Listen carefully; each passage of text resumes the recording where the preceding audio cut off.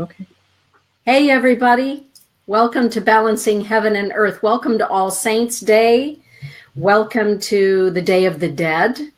And welcome to the Star Nations Radio Network on Be Live TV. This is your show host, Denise Iwaniw, and my friend, Margaret Meg Annutto.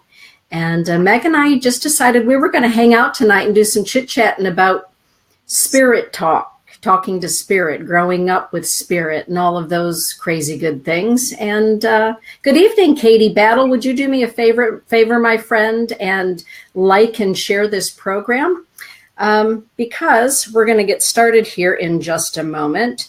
So, Meg, for anybody who may be watching tonight that is tuning in to Be Live TV for the first time, and maybe they've not ever seen you and I together, would you just take a moment to, let everybody know who you are? Okay. Well, I started on this spiritual, I guess you would call, awareness awakening back in 2010, and started studying everything I could get my hands on. I came from the Catholic Church and was, very active, going to Mass every Sunday, raising my children, volunteering, going to adoration once a week. And I kind of started on this path through a prayer while I was in adoration. I could feel, and I knew had been doing adoration since 2001, when the Twin Towers crashed. I started becoming more active in the church just because it brought me comfort, and the priest there was very easy to talk to. So he had started an adoration chapel that, is open 24 hours, 7 days a week. And you sign up to sit with the Lord so that the host in the Magnificent is not is exposed and not alone. So Jesus would never be alone. You would sign up and sit for an hour. So I did that for years. And then just one day I was just sitting there and my mind started to wander and was asking that I knew that God existed in the walls of the church, but I knew that there had to be something more. There was just so much that wasn't explained to me, and there was so much that was still limited in how, I was in my late 40s, how life even connected. I was stopping connect. I started to outgrow the church is basically my questions started outgrowing the church. And then lo and behold, I said I was ready. I said, I'm ready to serve, but I don't know what that means. And I didn't want to give up my home, my family, because growing up, all I knew was you would either be a priest or a nun to really serve, because there wasn't, in like the other religions, deacons and things along that line. And I had already been, volunteering a lot of my time in the church, and I still knew that there was something more. But what I didn't realize was it was for me, my soul was, pursuing me to learn more. Mm-hmm. And so I, with that prayer, it was within 2 weeks after that, I was talking to angels and dead people, and met some doing energy work, and just a whole new world opened up for me within that prayer of intention. So it was my time, at the time I didn't know.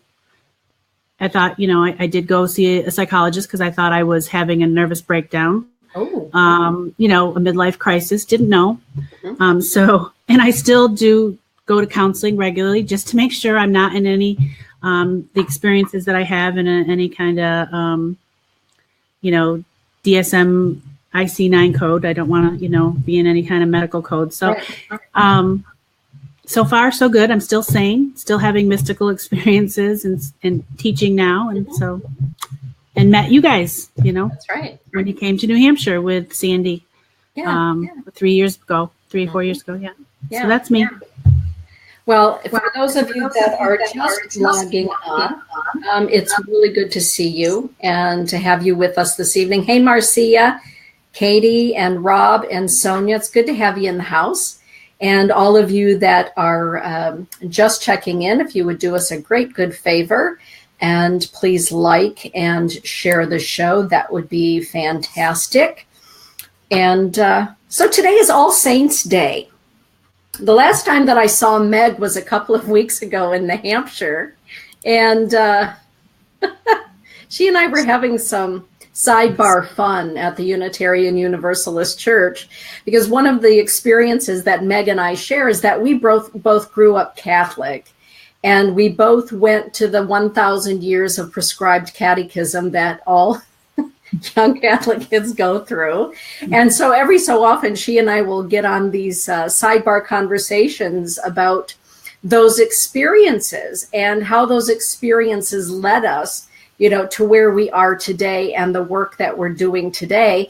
And so I said to her, hey, Meg, when I get back to Michigan, how about if we team up and we talk about some of the things that you and I talk about when we're just together and we're relaxed, either on the phone together or in person together. And prior to the show, thank you for that, Linda Claflin. Hey, Linda. It is so good to see you. Thank you for that, Rob.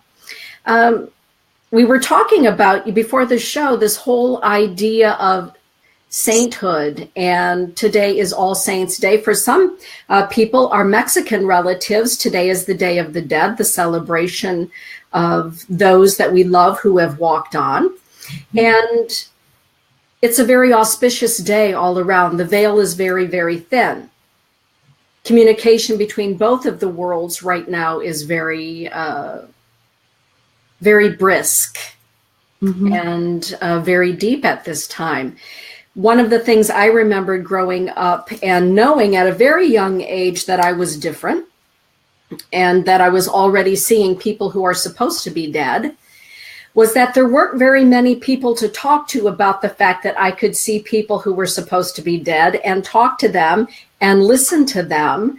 And I do remember my folks dragging me from priest to try to discover what it was that was going on and how it fit into the Catholic paradigm of things, and which didn't happen till much later in my life. But when you're a young and burgeoning or budding mystic, that is, that you are born with the gifts of the Spirit or the Charismata, there are certain things that you start to think about at an early age that maybe other kids just don't think about. And I know that if you're watching this show, you were probably one of those little mystics in the 60s or 70s and 80s with not many people to talk about. Or maybe you have young people in your life that are exhibiting some of these particular gifts of the Spirit, or mystical experiences are happening in your home. For myself, my earliest recollection of, oh my goodness, what is going on, was my ability to see people that were discarnate. They were not attached to a physical body, but they were very, very present with me in my bedroom. My earliest recollections going, to way back before kindergarten. And wondering, who are these people and why can't mom and dad see them? Why can I only see them? Did you ever have any of those experiences yourself, Meg? I did. I mean, I always used to be afraid to go upstairs. It was the dreaded go upstairs and get this or that. And I was never able to really articulate it. I could always tell them that I was afraid. And I would go up and I'd whistle to the top of my lungs or sing really loud, because I realized hopefully they would notice if I stopped whistling or stopped singing that I was in trouble and they need to come save me. But we never really talked about it. It was, but I lived right near a huge cemetery. Oh, wow. And it was very, I remember it being active. I remember as kids on the street, that's majority of the time, that's what we talked about. And it was like kind of a secret thing. We didn't, deal with it with the adults because it would have been poo-pooed. So, yeah. But my conversations with God were first and foremost. I thought it was just because I was younger, almost like an only in some respects, just, but always was in conversation with God. Mm-hmm. Yeah. And was that because you were afraid of what was going on in your life? Or was that something that was natural to you, even as a little kid, to want to have a conversation with God? Yeah, just very natural. And I remember, too, it was sometimes hard because I would get the nickname, the goody two shoes or things like that, that you didn't want. That was, something you didn't want. You didn't, have a fan base, friend base, if that's, the way you were. And always that higher conscience, and always knew how to discern what was, right and wrong right away, and struggled with that a lot. Yeah. Yeah. And so now I just getting comfortable at this time in my age that's how I was made. Yeah. And that it's okay. It's okay. Exactly. Yeah, exactly. When you were growing up, I'm curious, and you were going to catechism, because we all did that. For those of you that are watching and you're thinking, what is catechism? Catechism is what other denominations might call Sunday school or religious training or any of those kind of things. In the Catholic faith, it's called catechism, where you go, hopefully they want you to go K through 12. Mm-hmm. That happened for me K through 8, and that was about it for me. Yeah. But do you remember, Meg, as a young person going to catechism, did any of your catechism teachers ever talk to you about seeing dead people? No. Or seeing the saints or apparitions or ghostly things? Did anyone ever talk to you about mysticism or the gifts of the Spirit? No, we were never... that we learned about them as if they were George Washington, Abraham Lincoln. That's who they were. Yeah. This was their story. And it was just, like I said, it was like very scary because the saints, a lot of, recorded things that they had a lot of suffering, but we didn't see the real beauty in, as an adult looking at them and studying them from a different, lens. So it was very scary, and it was all, they suffered because they were true to God or whatever, but it was not a great, it was just not a great way to introduce them to us. Right. Right. I know a lot of our friends that are scrolling in now. Hey, Marianne, Jocelyn, it's good to have you there. Vicky is in the house. Vicky Smithson and Ellen Geiger. Hey, Ellen, Julie Hedges. It's good to have you all on board. If you have any questions, please, type it right into the scrolling marquee, and I will be happy to talk about those things with Meg. So my friend Vicky, she's on. That she's my best. She's your Kelly, right? Aww, that's awesome. She was Presbyterian. So as a Catholic, I always thought that she was going to go to hell, because she wasn't Catholic, and I could go to her church, but she could never go to my church. But I could always go to her church. I was her children's godmother. Wow. Both of her children, but she could never be my kids' godparents. Mm-hmm. And so that was always disturbing to me, because I truly thought she wasn't Catholic. She was a goner, and I would never see her again. Yep. So. Mm-hmm. Mm-hmm. And believed that up until like about 10 years ago. So I was always trying to get her converted. Yeah. Yeah. And we can chuckle about that right now, but there are still those that honestly believe, who believe that premise, that if we're not all, within the same four walls, some of us are doomed and some of us are, good to go. And then, as you get older, then there's the balancing of Catholicism with other pathways as you grow into maturity. Right. But hey, Pam Hemis, good to see you tonight. It's a wonderful crowd that we've got in the chat this evening. And Meg and I are so happy to have you all with us. When we're talking about the side of spiritual gifts, particularly as a child, and a child growing up at least Catholic, because that is our That's our experience. That's our shared experience, Meg and I. Do you remember, Meg, the first time that you were fearful that you weren't going to be saint-like, and perhaps you too would be thrown into the brimstones of the depths of hell because you weren't a perfect little girl? Mm-hmm. So 2nd grade, I wanted these red pair of sneakers with the right and the left on them. And so I prayed for those, right? And I didn't get them. And I was pissed with God because I was like, really, I'm really good. I don't understand why I'm not getting these. Mm-hmm.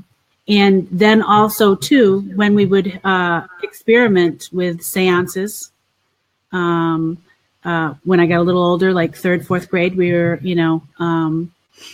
and so there were times like that. And when we would get even a little older, my parents had stopped going to Mass. So my friend Donna and I would go, and we'd stand in the back of church just long enough to get a flyer and get out of, and not go to Mass. So there were plenty of times when I didn't think I was going to be Yeah. Yep. Drinking alcohol on the CYO trips. Mm-hmm. Yep. So those things kind of niggled in the back of your mind, like the first time you have sex. Yeah, all of that. Yep. Here I go. As if the alcohol wasn't going to, take me down to the depths. Geez, mm-hmm. I just kind of sort of had sex, and I'm going to join that country club, the one down below. Yep. So there's lots of times, yeah. Exactly. It would have just been a whole lot easier if somebody would have said around, I don't know, around the time that you and I made our first communion, if somebody would have said, there's more to the story. Or if there would have been somebody that we could have talked to about the fact that both you and I, as little girls, all dressed up in our little first communion dresses, having to go to confession for the first time. I remember my first confession, honestly, like it was yesterday. Do you remember that day, Meg? Oh, it was so scary. And all of the sins of your 8-year-old self, right? Yeah. You're 8 years old. And I remember being so scared and thinking to myself of all the horrible, rotten, sinful things I had done. Yeah, and there are plenty of them. Mm-hmm. I talked back to my parents. Mm-hmm. I got in an argument with my brother. I probably said damn or something. And I thought, oh my goodness, what if I don't get in? What if I don't get to make my first communion because I'm so sinful? Yeah. You remember that day? Oh, yeah. Oh, yeah. Just like, you're right. It was just like yesterday. It was one of probably the most frightening things. As it was like exciting because I remember my uncle took me and I got my first statue of Mary, and I got my first Australian crystal rosary. So that I remember that, and it would sparkle in church. The lights would hit it and it would make rainbows, in the pew. And so those kinds of things were so exciting because those were encouraging, and those were, you knew you were going to be talking with Mary, but it was always like, light and dark. You had to pay hell, and worry about all this other stuff. Right. And, you were a bride. Like, what the hell was that? Because like that really shouldn't have been explained that way, because what did that mean? That was weird because we didn't even it was just weird. It was just like, you're a bride and who are we marrying? And, it just wasn't, it could have been explained a lot differently. They could have been a lot more creative, or more simplistic. I want a do-over because I don't want to change I came into this earth choosing Catholicism because it's probably one of the most mystical churches, but there are so many things to reconcile because we learned everything so rotely that we just never questioned. We just were, and then all of a sudden you stop and you have a moment to take a breath and think on your own, and you go, wow, there's a lot to unravel. A whole lot to unravel. You're right about that. Ellen in the chat room is just yucking it up about no meat on Friday and all of those sins, that as a little girl or a little boy, you really do wonder, what's going to happen to my soul because I snuck some meat at Kelly Spencer's house when I'm supposed to be eating fish, because, you know, she was Norwegian Lutheran. She didn't have all of those sorts of protocols going on. So, you know, if I wanted a little something, something, I was going to get it, you know, from Mrs. Holt, because she didn't have the same things going on. But when you're a little kid and having these experiences, and they're teaching you about mystical things, such as being 8 years old, and at first communion, you become the bride of Christ, and nobody tells you really what that means. No. And it's confusing to an 8-year-old mind. And I remember one of the most pivotal things for me was when I was about 8 years old. We were living on a military base, and I was sitting with my little friend Brenda. We were sitting on the stoop of the church, because it was after catechism, of course. And we're sitting on the stoop, 8 years old, just being little girls. And one of the GIs walked up to us, and he exposed himself to us. Great. And there we were, these two 8-year-old little girls, absolutely horrified. And I remember, here I am talking about it all these years later, but I remember saying to Brenda after our first communion, "Did you ever tell Father about the man and what he did that day?" And she said, "No, I never told, did you?" And I said, "No, I didn't tell either." And so there was a part of me that, even would it be my fault that man did that? And then would I be excluded from all of those heavy thoughts going on at that ripe old age of 8? And the experiences of seeing spirit and being with spirit and sitting in the church and seeing things that I later found out that the other kids couldn't see in 3rd, 4th, and 5th grade. And really pretty much keeping it all to myself. Yeah, exactly. And learning about the saints, and today being All Saints Day, you and I were having a great conversation about the saints. And you looked at me prior to the show and you said, "Well, don't you think that the saints were just like you and me? Weren't they just like regular people?" And I believe that they were, you know, regular people doing human life on the earth plane. I mean, when you were little starting to learn about the saints, what was your take on who they were? I guess, you know, reading the stories, I thought they were, they prayed to be a saint, and then they were chosen. And then because they prayed and they were chosen, then they had these horrible lives. It was for me, it was very disheartening and scary. And, you know, like I said, when I picked my name for confirmation, I picked, like I said, the least one that I, you know, was Mary. And, you know, I picked Marie, and I didn't want God to confuse that perhaps I wanted to be a saint, because there was no way I was going to sign up for that I loved God, but not that much, you know, up to that point of where I was going to suffer, be locked away in, you know, just horrible things, be an example of suffering and martyrdom, you know? Yes. Martyrdom. Yeah. Yes. Yes. Pamela Hemis is saying, "That must have been so heavy to carry, Dana." It was one of those things that I didn't dare tell anyone. And it wasn't until much, much later, but by the time I was 8, I had already been sexually molested at the age of 5. And so having been sexually molested at the age of 5, and then at the age of 8, having this man expose himself to me and my friend Brenda, I didn't tell anybody about any of that until much later, because in my own mind, I couldn't rationalize or understand really what had happened. Right. And, you know, when I finally did come around to saying something, it was much later in my life that I finally said something, because I felt as though I was in a safe place and old enough to understand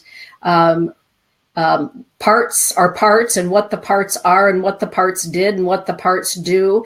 And discovering at, the age of 11 that I couldn't have been made pregnant at that early of it. Those kind of things, going on and praying to God, why did this happen to me? Why is this happening to me?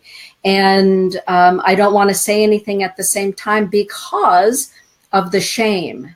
Mm-hmm. Because of the shame. And at the same time, having the apparitions and the visitations from spirit and really wondering, what kind of a life is this? What is life? What have I signed up for here? Mm-hmm. And, at the age of for me, confirmation came at the age of 15. Mm-hmm. And for you, it was a little bit earlier, you said. 12. Yeah, 12. It was 5th grade. Mm-hmm. Yeah. And so for me, I chose the name Catherine after Catherine of Siena because I wanted the name of a church mystic. And I always thought that she was like a real powerhouse because she was a doctor of the church and a church mystic. My parents wanted me to choose Teresa. And Teresa, God love her, was one of those saints that did die of, rickets and pneumonia and every other thing, that she had a horrible, long, slow death. Teresa of Lisieux. Yes, and it went on and on forever. And that was just, because, let's talk about this mystically speaking. If we're going to choose a name and we're going to take a name, consciously take a name, we are then consciously taking on the name and the energy of that name. Yeah, I believe we knew that on some level, whatever we reasoned when we chose the name. On some level, we knew, we felt that as a child. We maybe not articulate it, but I knew that when I looked at who I looked at, Mary to me was the safest. I'm going to pick the Virgin. I'm going to have a halfway decent, normal life. And, although at the time I couldn't cognitively understand the suffering Mary went through with letting go of Jesus because Jesus was always still alive. So in my rational mind, I picked the least resistance of who I was going to pick. So I think we do kind of know energetically as young as children, just don't know how to articulate that. That's why we chose how we chose. Yeah, exactly. Yeah. Jocelyn is saying she chose Joan of Arc. Well, there's a powerhouse of a woman. Yeah. And Jan Francisco has a great question. Does it make one feel less guilty for having gone to confession versus the individual who grows up and just carries around the memories of the wrongdoing? Well, I think it does, because once you get you get your penance and you go out back into the church and you say whatever penance is prescribed to you, you feel like the slate has been wiped clean at that time, Janice. At least for me, that was the experience. When you get the, sin no more, go forth and sin no more. Here is your penance. 5 Hail Marys, whatever, Glory Bees and Our Fathers and all of those kinds of things to balance the scales, at least as a young person, when you're not really certain about what all of that really means. You feel like, okay, good, the slate is clean. But it was temporary. But it was only temporary until you lasted 7 days. Yeah, because we're back there in 7 days again. And even when you couldn't contemplate if you did anything wrong, you would make up shit because you had to go back in there and give them something. Yeah. So when you think about it, that's pretty messed up. When, it wasn't, we weren't taught. We were too young to be exposed to all of this kind of confusion. Yeah, I would agree with that. And not be able to even appreciate it. We couldn't even appreciate our religion in that manner. No, because it was scary, frankly. It was just scary. Judy is saying, I so loved Mother Teresa. I wish I could have been as saintly as her. Yeah, Mother Teresa. Now, there was a human being having an extraordinary human life. Yeah, and it was the first one we got to see really in person. Right. All the rest of them we pretty much read about. I mean, Padre Pio, he was... I was too young before him, but he was like my mom's favorite. And in St. Francis, we always learned about him because he was about the animals. And oh yeah, so he was kind of nice. But we couldn't pick him because we weren't boys. So he would have been my go-to because he. Yeah. Yeah. Absolutely. Well, here in Detroit at Comerica Park on Sunday, no, it's the weekend of my birthday at Comerica Park in Detroit. There is a saint being beatified. Mm-hmm. You know, so saints are something, it still happens to this day. Yeah, they the just beatification process and all of those kinds of things to elevate them to sainthood. And so right in the Motor City at Comerica Park, I had to kind of chuckle because the last time I was at Comerica Park in Detroit, I was with my friend Darlene to see Eminem and G Unit a few years back. So we go from Eminem and G Unit to a beatification at Comerica Park. So that's interesting. So I'm curious about something, Meg. Let's talk about talking with spirit. When is your first recollection of yourself being visited by spirit? I think I can remember when my grandfather passed away. That's the most vivid one I have. I was 9. He had passed away. Everybody was downstairs talking. Oh, so I wasn't 9, excuse me. That was my uncle. So I was about 4 or 5 area when my grandfather passed away. And I do remember him. I was in my mom's bedroom. I was on the floor because we had company, and a lot of grown-ups were downstairs. And I remember calling my dad upstairs, saying that I've seen Grandpa, and him saying no, just thinking that because everybody was talking about it and how kids are. So that was my first time. I really didn't speak, but saw and just sort of was in the room with me. Yeah. But I was frightened. Yeah, I was frightened.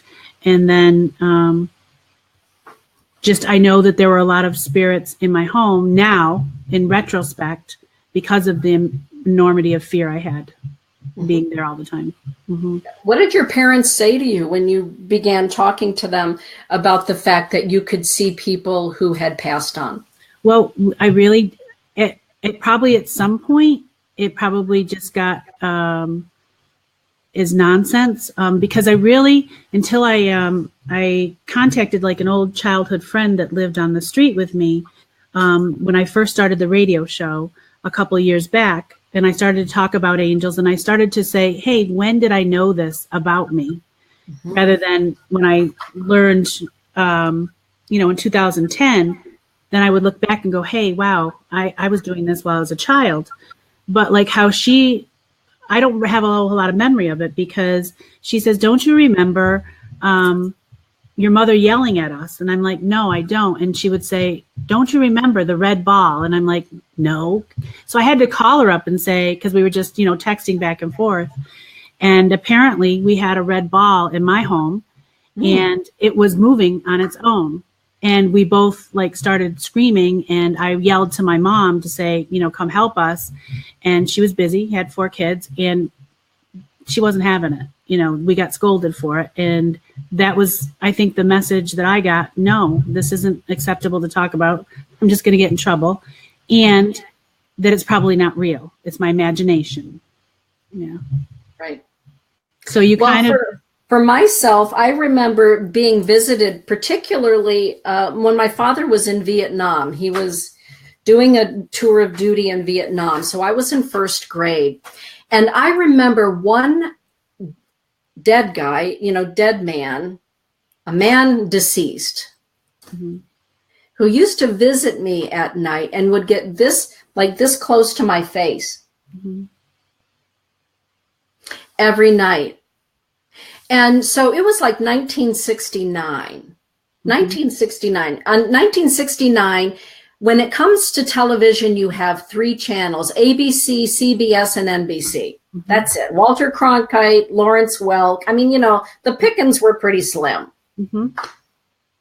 And I remembered saying to my mom, there's this man who keeps coming to see me, Mom, and I put my covers over my head, but he's still there. He doesn't go away. And she used to say night after night after night, well, you're watching too much TV, Denise Lynn. You've got to stop watching so much TV. I thought, well, I don't watch a whole lot of TV because there's not a whole lot of TV to watch. I mean, even, Barnabas Collins wasn't on for quite some time after that. So it couldn't have been any of that. And so at that age, I learned, okay, just don't say anything more and just pray harder. Yeah. That it goes away, or somebody on that side too comes to help. And I remember as a very young girl then, saying, somebody somewhere, please help me. And I remember the Archangel Saint Michael, his presence, and of course the presence of the Holy Mother coming to comfort me, because frankly, it was very, very scary, and it only increased. Yes, exactly. For me too. Yes. The fear increased.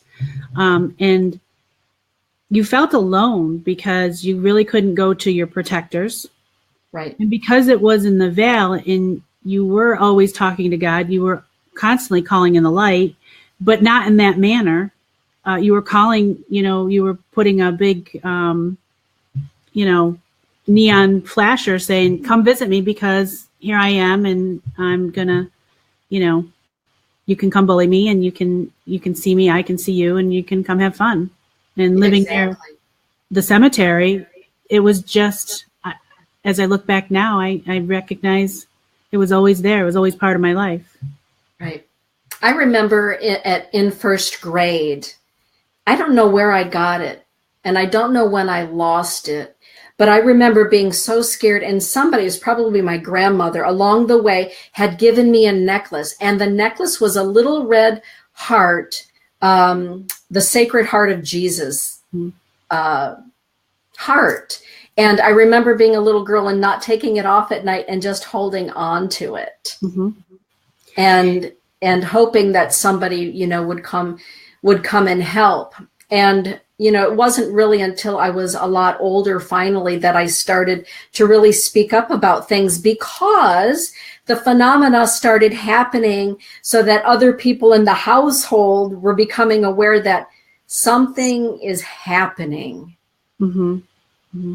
And even though it had always been happening for me, visitations, etc., and Ellen is saying, I'm surprised with your mom's heritage. She wasn't more open to it.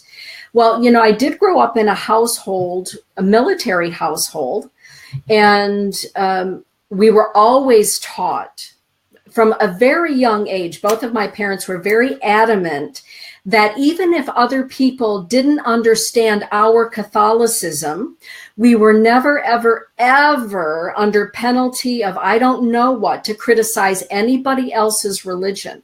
That was a cardinal rule in the house, no matter if they called us bead worshipers, idol worshipers, bead count, whatever it happened to be, or pagans, because a lot of people still to this day look at Catholics as pagans, not as Christians. We were never to criticize. Instead, they would say, rather than participate in their ignorance, try to educate, or just, don't involve yourself in that. And my mother, because, my adoptive mother is Native American, she would say, as far as she was concerned, the only people who really had any of it completely right were Native Americans, because Native American spirituality says that we are related to everything and that the Great Spirit is in everything. So it isn't exclusive. It's inclusive. So you're right about that, Ellen. But it was very scary. And because I am an adopted person, they weren't really sure what to do with this little girl that they had adopted that was seeing things that they couldn't tangibly see. And what I saw was not always pleasant. It's typically very scary for most young people and for a lot of adults until somebody comes along to help teach somebody about what it is that they are seeing. And for me, Kelly, you remember that you're in the chat. When I was 15 is when Father Cussler finally, he himself as an ordained exorcist in Minneapolis said to me, well, Catherine Therese, what you're talking to me about are the gifts of the Spirit and the expressions of the Charismata, and they're very real. And you must always remember, Catherine Therese, not all spirit is good. Not all spirit is loving and light. You must always remember that. And he went on then to tell me that he's an ordained exorcist. And that very week he had performed an exorcism in Minneapolis, which only then, of course, scared me even more that day because I thought, oh, God, I had just seen The Exorcist not too long before that with my friend Kelly Holt Spencer, who, being a Norwegian Lutheran, was not threatened by going to see The Exorcist because back in the day, in those exorcist-type movies, the only people who were possessed were Catholics. Remember that, Meg? Yeah, good point. Good point. And what's really interesting about what Kelly writes here about her stuffed animals and dolls, and I really feel as children that did see spirits and did recognize that we were setting up some type of sacred space, and we were very methodical about how things were around your room. Yes. And how you had, all of your body parts were covered and, and it was something that, yes. Yeah. I have like one little comic where, some guy had a snorkel pipe coming out and keeping me covered over there. Cause that was me and my mom. I remember giving me that comic. Here's how you and I slept. And ears planned to be plugged. Yeah. For me, cause I'm very clairaudient. So, and the other thing that I find fascinating is when I started to learn more spiritual teachings, we kept, I don't know if you did in your home, but all of our mirrors always had mass cards all around them. So the saint cards were all around. And I found that fascinating because I'm like, oh, that's why we did that. Because then I learned about mirrors being portals and thinking about, and then, why do we, have, but my mirrors were always covered with, cards. And ours were always had Palm Sunday palms. Always. We had Palm Sunday palms behind every crucifix in the house. Palm Sunday palms behind mirrors. We had a whole palm tree farm. Yeah, we never threw them away. You were either supposed to bury them or burn them, but everybody must not have the courage to do it. So you could actually have a timeline depending on where you put the palms in the house. Oh, that was in 1978. That was 1979. Yeah. So all different forms of bringing protection or divinity into the house, but nobody ever tells you that that's what's going on. No. And don't you remember as a kid the smell of frankincense and myrrh? At Easter time, Christmas Eve Mass, midnight Mass, and also when somebody died, is when the frankincense and myrrh came out. And the holy oils came out. That censer all over. And I always used to hope that, he would swing it right in front of me because I love the smell of frankincense and myrrh. And to this day I do. But nobody told you back then what exactly was going on with the frankincense and myrrh. They were clearing us. And that's why we felt so darn good when we went to church, because a buttload of spirits were leaving our aura field. And, we felt safe, protected, and, it lasted for a while. And, we probably got a little chakra balancing in there and everything else with the little bells. And, you think about it. And that's why we felt so good, though. Yes. It was funny because when my husband and I first we went down to see Laurie Bruno. And at the time, I didn't tell my oldest that, we had, I totally dropped off, into a whole nother realm of learning. And I remember he was taking care of our younger son while we were gone. But for my anniversary, we went down to meet Laurie Bruno. And when I came home, he's like, well, where'd you guys go for your anniversary? And we're like, I don't know. And then he starts sniffing me and he goes, you went to church. You smell like church. And we laughed so hard because Laurie does all the different oil, smudging and the sage and the frankincense when we went to her shop. So you smell like church. For those that are listening that are wondering, who is Laurie Bruno? Would you let everybody know who our friend Laurie Bruno is, Meg? Yeah, she's Italian Strega from Salem, Massachusetts. She wasn't born and raised there, but she's landed there. And has been there for many years. Her great relative, Giorgiona Bruno, was a person in the Catholic Church who was a seer, and he was brutally murdered by the church because he wouldn't help the mayor in the town in whatever place it was in Italy. I'm not doing this gentleman justice, but he was the one that first knew that man was going to walk on the moon. And as a young woman, she was working in NASA and actually got to see her ancestors' prophecy come true. And he's a venerated person there now. People go, he has like a statue there or whatever. But she had always told me how, the Catholics there had their children go into the church. That's where it kept them safe. And that's also where the families who practiced the strega craft knew what was going on in the church. So their children, they were hidden underneath, the noses. So she was very, very fascinated woman. She, always taught me that witch meant wisdom, integrity, truth, courage, compassion, and honor. Yeah. And that's, and she's just an amazing loving. Yeah, very loving, just like a regular Italian grandmother. Yes. And, she'll teach you the old Italian ways of, so a lot of things that I grew up was like, for superstition is how we kind of got it in.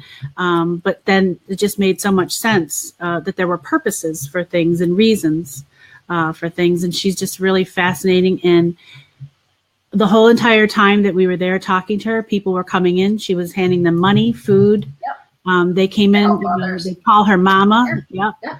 And she was just this wonderful, wonderful person and so full of integrity. Full of integrity. Yeah. I was very blessed to be raised in a military home, because I went to 9 different schools. I met people from all over the world, from all different walks of life. And I was always encouraged by my parents to ask questions of my Buddhist neighbors or my Hindu neighbors or my Baptist neighbors, to ask good questions, intelligent questions to learn. And so at a very young age, I was encouraged to find out for myself and to become educated about these things, about different pathways and different ways of communicating and being with the creator of all things. And so as I grew older, and finally at the age of 30, I talk about meeting my spiritual director, Charmaine Kulchek. Charm, if you happen to be watching tonight, and I hope that you are, Charm, at that point in my life, I always say that she saved my life. Mm-hmm. And, after going through some testing and questioning and conversing, and when she said to me, Denise, the church refers to you as a seer, as a sensitive. And I said, well, for heaven's sake, Charm, why didn't anybody ever say that in all of my gazillion years of catechism? She said to me, honey, the saints have always been, the seers and the mystics have always been, and they will always be. Just because we don't read about them as much as in the Middle Ages or during the Renaissance doesn't mean that they don't still exist. They do. Modern day mystics can be found in every tradition. She said, but the reason that most of the time it's not ever talked about is because with every gift that the Creator gives us, there is a responsibility. So whether you are given the gift of being a bricklayer, if you don't lay those bricks right, people can die, people can be injured, catastrophe can happen. And she said, when you are given the gifts of the Spirit, the charismatic gifts, the responsibility to integrity is on a completely different level, because it's on an unseen level, and the level of speaking soul to soul. So if you are not going to use those gifts that you've been given in a good way, then what you have the potential to do is harm another person's soul, their spirit, their psyche.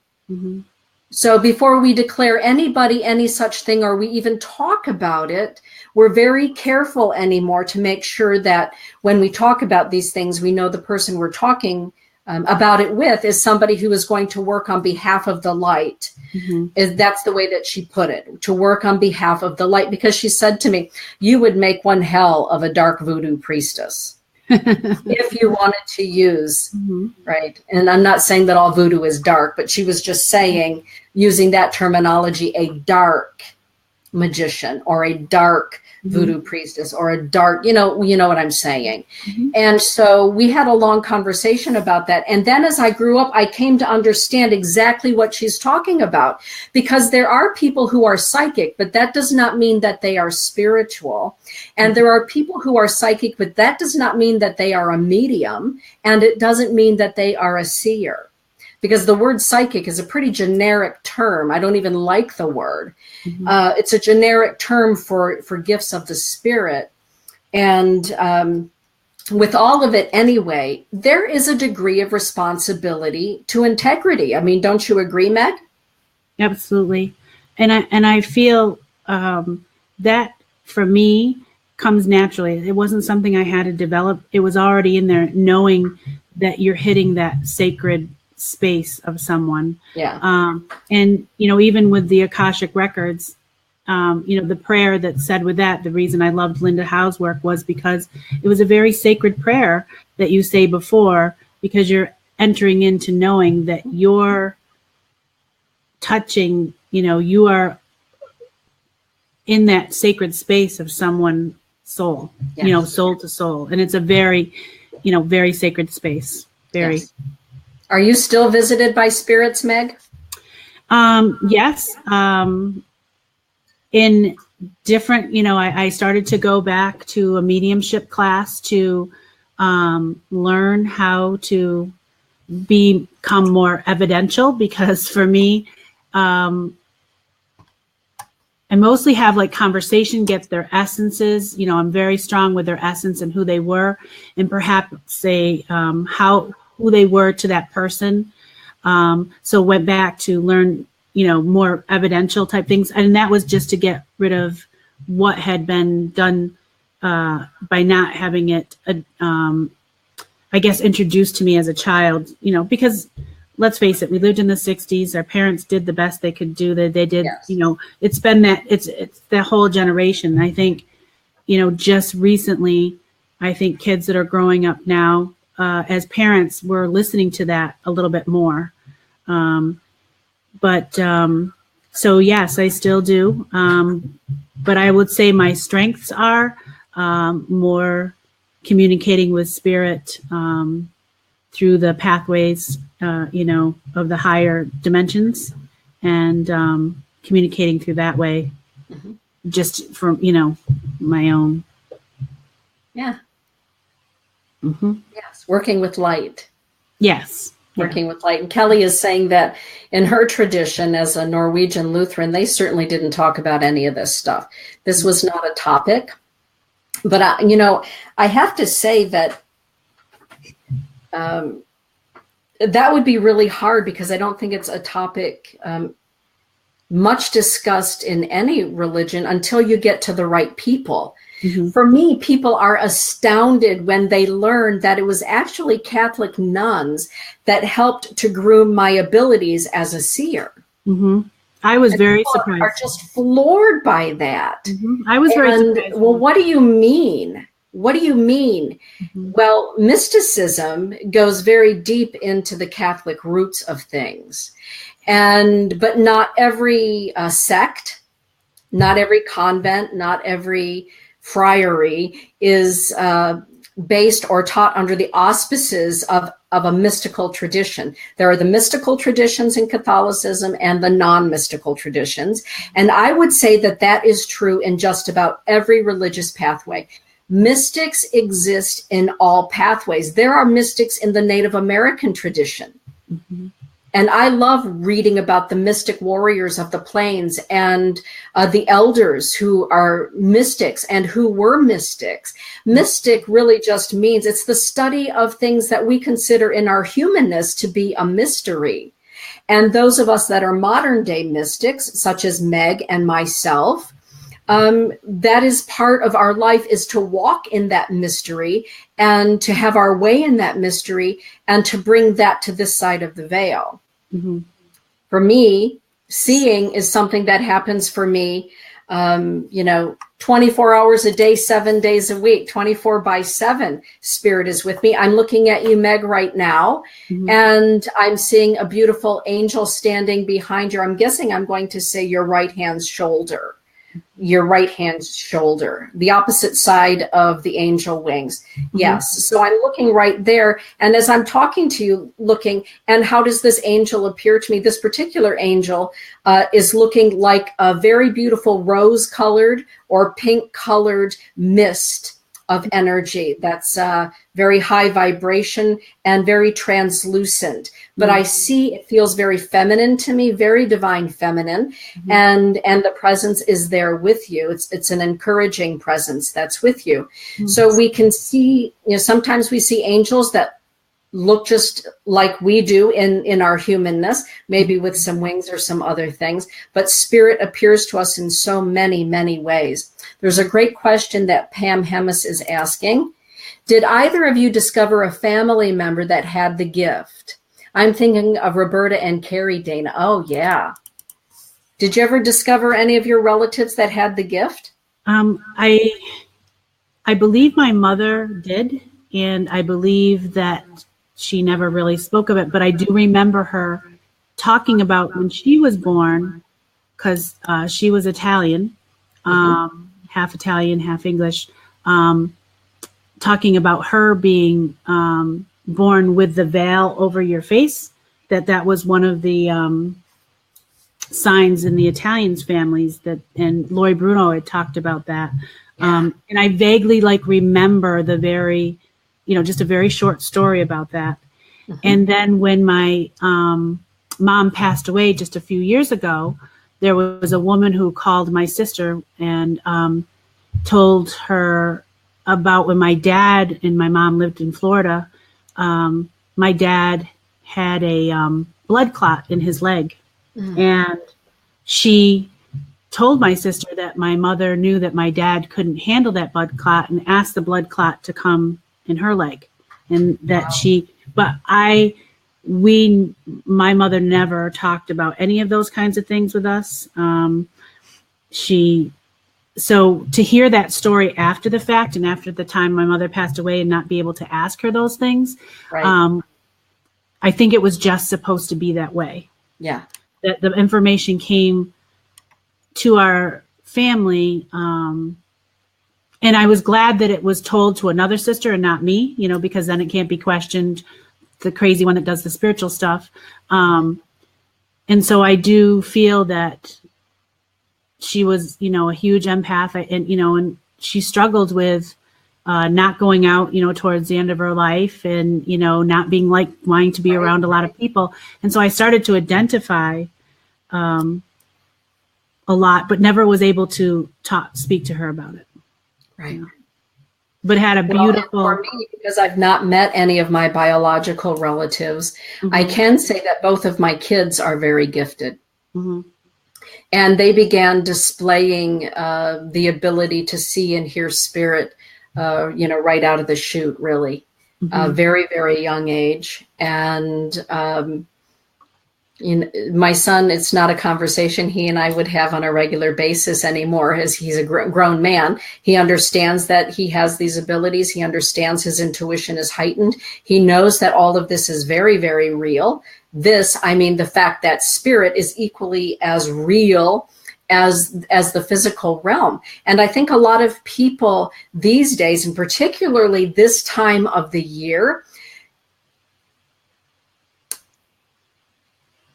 are having more and more experiences of mm-hmm. when somebody passes on, being touched, being visited during their dream time, having an apparition, having somebody appear. Mm-hmm. I believe that in the evolution of humankind, that more people are becoming sensitive to their sensitivities. Yeah. More phenomena is happening. Mm-hmm. And we can see it reflected on TV and the movies and books and things that are written, et cetera. The fact that you and I are talking about it There was nobody having a show like this when you and I were 10 or 11 or 12 years old. Right. I mean, the most rocking, cool thing I remember with regard to spirit was Catherine Kuhlman. Remember her show? Well, you're younger than me, so maybe you don't remember. She was a spiritual healer who had her own little black and white TV show. I think it was on Sundays. And she was like a Benny Hinn. She was a healer, but she was more than that. And I remember being mesmerized by Catherine Kuhlman, thinking, well, I know they're out there somewhere. They're just not living here in Apple Valley, Minnesota at the time and talking about it. So the fact that you and I are talking about it, that we do this work, we do it openly, we do it with integrity. Because there are those that don't do it with integrity. They don't practice with the gifts with integrity. That's a whole other show. But to assure people out there that mysticism is not anything to be fearful of, or it isn't dark shadows. It can include dark shadows in the experience of it, but it's not something that is inherently sinful. It's not something that needs to be hidden in the closet.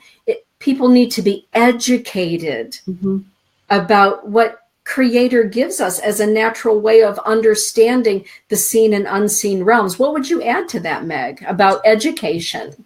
Well, I'm happy to say I feel like it's possible, especially in a parish a couple towns over from me. I am in a study. It was for St. Ignatius. And so they're teaching meditation, what it is to have contemplation, what that all is. And it was something that the Jesuits did in 30 days. They broke it down to 30 weeks.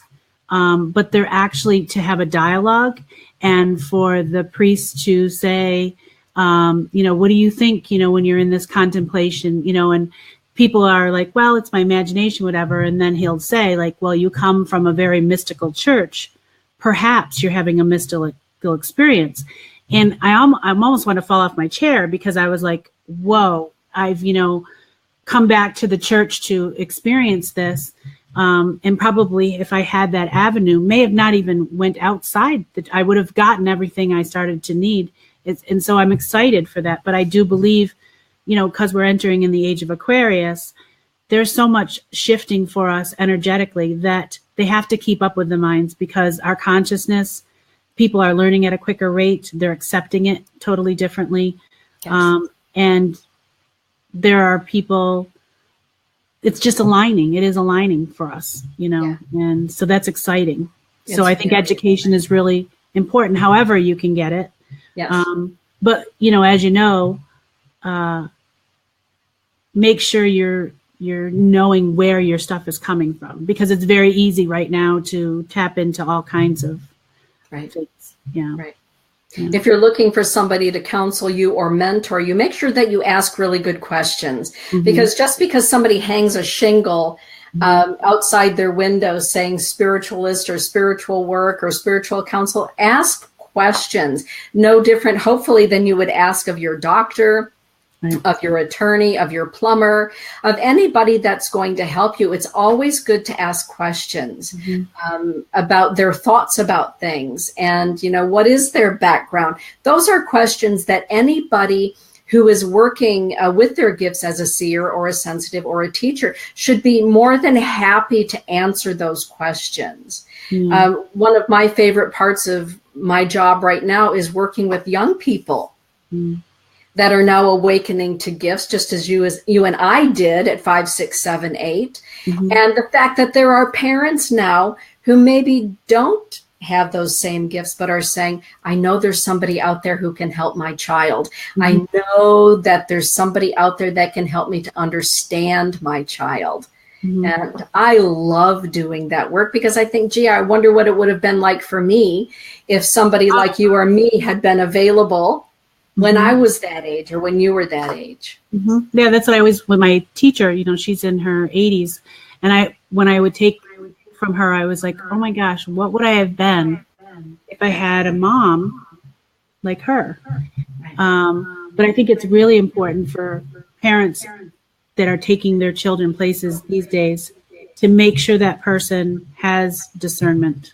Yes. Like a really strong ethical discernment. Yes.